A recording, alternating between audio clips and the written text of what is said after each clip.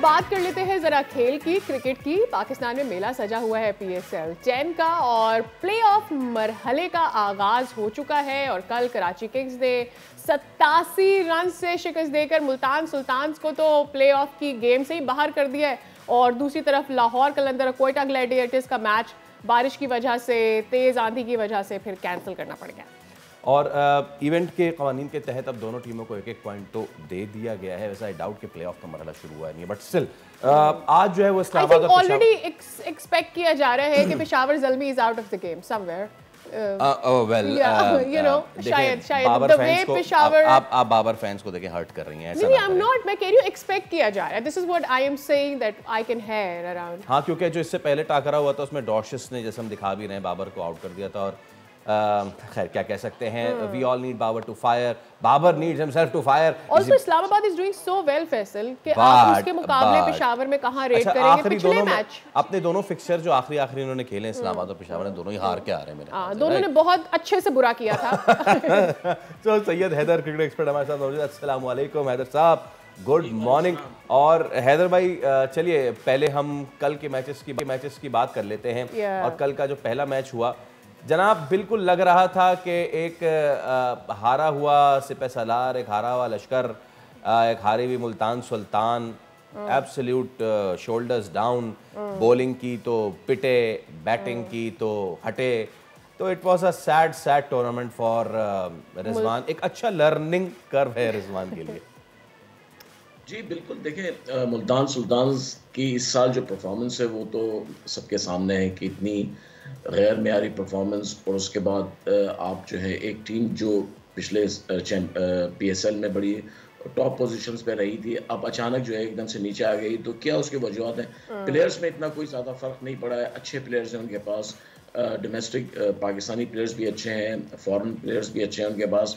Captain Rizwan जो है Pakistan team की भी कैप्टन है। फिर उसके बाद उनके पास एक बड़ा तजर्बा है। लेकिन उसके बाद भी मुल्तान सुल्तान का इतना नीचे गिर जाना ये समझ में नहीं आता है, क्योंकि जो टीम अच्छा नहीं कर रही हो, जैसे लाहौर कलंदर PSL के इब्तदाई सालों में हर साल हार जाती थी तो किसी को हैरत नहीं होती थी।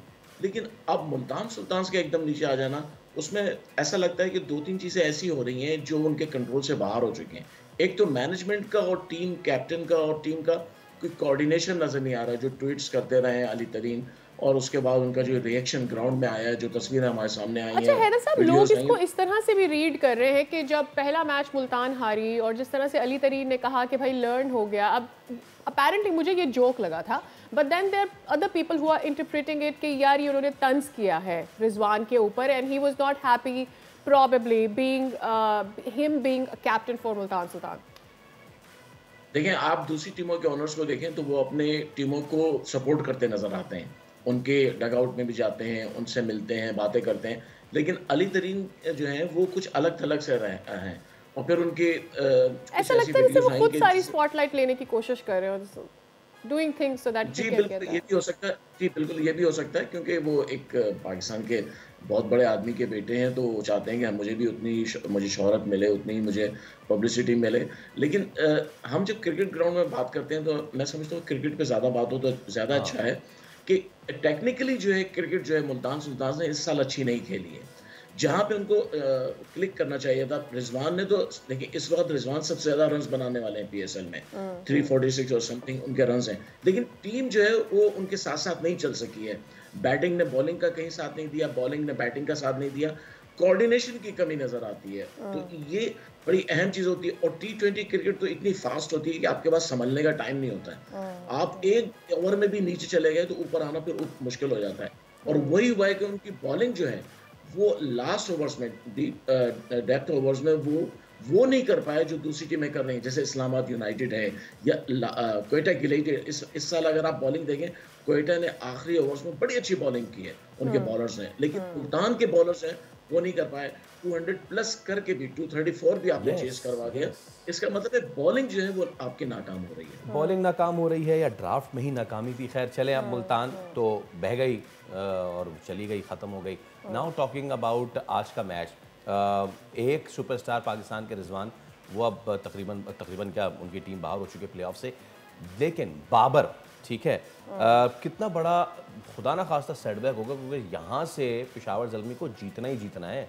वो अगर जो कह रहे हैं ना कि जी 4 में से 3 मैचेस जीतने पड़ेंगे, ये वो नहीं, उनको 4 में से 4 मैचेस जीतने पड़ेंगे। Because if they go with this mindset कि जी चले हम 1 हार सकते हैं, अफोर्ड कर सकते हैं और बाकी 3 जीत जाएं, तो मज़ा नहीं आएगा बाबर के लिए यहाँ से। he was not been able to produce much when he was in Karachi.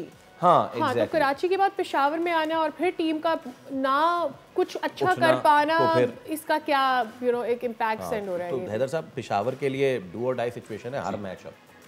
बिल्कुल, पेशावर के लिए डू एंड डाई है और उनके पास अब ये 4 मैच हैं, चारों जीत जाते हैं तो वो प्लेऑफ में आ जाते हैं। लेकिन मुझे नहीं लगता कि वो आ पाएंगे, क्योंकि दूसरी तो जो टीमें हैं वो भी तो मुसलसल जीत रही हैं, तो वो कैसे जीतने देंगे पेशावर? उनका मोमेंटम ज़्यादा है। अच्छा है, उनका मोमेंटम ज़्यादा है। इस्लामाबाद का क्वेटा ने बड़ा अच्छा मोमेंटम गेन किया है। कराची किंग्स जो है उसने भी अपने आप को मैनेज कर लिया है।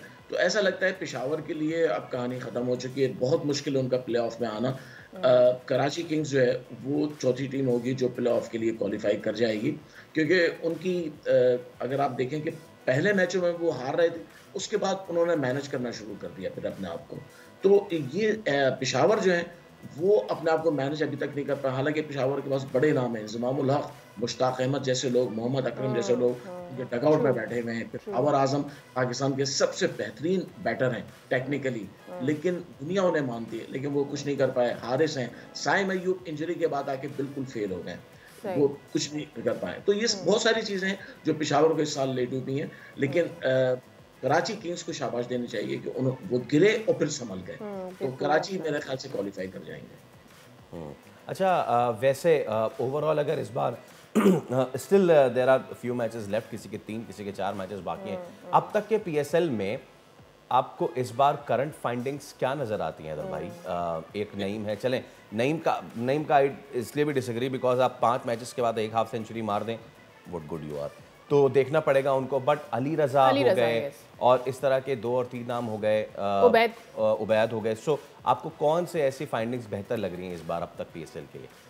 देखिए 2-3 प्लेयर्स हैं, यासिर खान है मुल्तान के, वो काफी उन्होंने अच्छी बैटिंग की है। उसके बाद एक ही अच्छा बैट रहा है मुझे लगता है उसका, यासिर का। हाँ, उनके 1-2 मैच उन्होंने अच्छे खेले, सेंचुरी की। फिर उसके बाद नईम है, शहजाद हैं इस्लामाबाद यूनाइटेड के। फिर बॉलर्स में जो है अली रजा है, ये 4-5 लोग हैं। लेकिन देखें 1-2 मैचों के ऊपर आप उनको नहीं कह सकते कि ये बड़े प्लेयर हैं या बड़े प्लेयर बन सकेंगे, उनको पॉलिश करना पड़ता है। असल चीज़ ये होती है टेक्निकली आप कैसे हैं। नईम बड़ा अच्छा खेल रहे हैं, लेकिन नईम की बैटिंग में मुझे जो है ऑफ साइड के शॉट्स नज़र नहीं आते हैं, उनके सारे शॉट्स हैं ऑन साइड पे होते हैं। आप इंटरनेशनल क्रिकेट में सिर्फ एक जगह नहीं खेल सकते, वहाँ आप जल्दी पकड़े जाते हैं। हमारे बहुत सारे प्लेयर्स हैं, जैसे हसन नवाज थे, उनको ले गए इंटरनेशनल में फेल हो गए वो। तो ये सारी चीज़ें जो है बैटिंग की टेक्निक पे डिपेंड करती हैं। तो बैटिंग टेक्निक में मुझे नईम से ज़्यादा जो है और इन लोगों से ज़्यादा जो ज़्यादा चीज़ अच्छी लगी है वो बॉलिंग में, कि बॉलिंग में मेहनत बहुत कर रहे हैं। अली रजा बड़ी मेहनत कर रहे हैं, उबैद बड़ी अच्छी बॉलिंग कर रहे हैं। ज़ाहिर है उनकी जो फैमिली है, नसीम शाह है, हुनैन है, तो पूरी एक फैमिली है। फिर उसके बाद उनको सपोर्ट अच्छी मिल रही है हर तरफ से। तो बॉलिंग में पाकिस्तान ने इस पीएसएल में मैं समझता हूँ कुछ अच्छे बॉलर्स, ठीक है, उसके साथ खुर्रम गुलजार और मीर हमजा को भी मिला लें तो अच्छा यूनिट बनता है। बहुत शुक्रिया सर, हमारे पास वक्त की कमी, वरना we would have loved to you about the fielding माशाल्लाह से, जो इस बार अल्हम्दुलिल्लाह लूट सेल मची हुई है पीएसएल में। कुल मिलाकर तकरीबन expected from Islamabad, I think मुझे लगता है वो जो है ना कि आंसू बह जाने वाली सिचुएशन थी, ओवरऑल बहुत बुरा था। बट इस्लामाबाद इतना अच्छा कर रही थी हर तरह से, भी गिनने पे जाए ना तो करीबन अभी तक 10 कैचेस तो गिरा दिए होंगे। हम इस पे जरा तहकीकाती कमेटी बिठाते हैं, अपनी इस पे तहकीकाती कमेटी बिठाते हैं। सब्सक्राइब करें और बेल दबाएं ताकि कोई खबर रह न जाए।